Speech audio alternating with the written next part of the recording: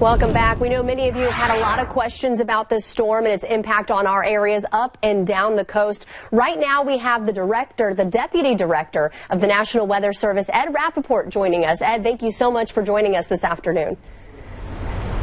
Good evening. Good evening.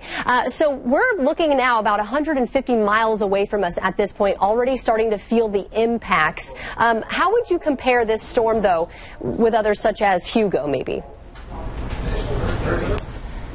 This storm is not going to be as strong as Hugo. Now, with that said, as you've been saying before, this is likely to be the strongest impact potentially since Hugo for Georgia and South Carolina.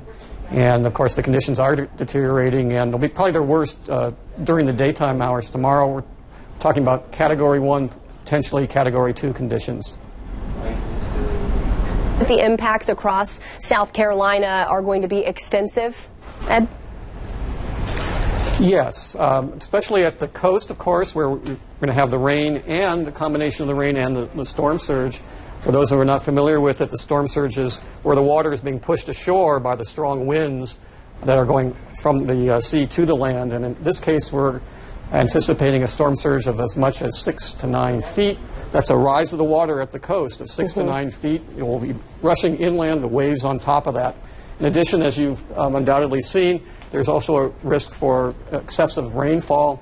5 to 10 inches is expected in the coastal area, somewhat less as you move farther inland. And that obviously changes with the track as well. If it were to continue to push a little further west, we could see even more in terms of rainfall or even higher winds pushing inland.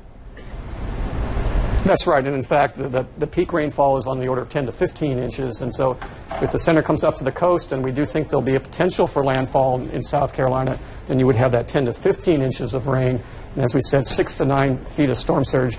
The most important thing right now is to get away from the coast. That's where most of the lives are lost, and they're lost due to storm surge. Okay, well, thank you so much for joining us, Ed. Once again, that's Deputy Director of the National Weather Service, Ed Rappaport. Stay safe out there, everybody, and thank you again for joining us, Ed. We're going to toss it to Bill Walsh now, our Chief Meteorologist, for continuing team coverage.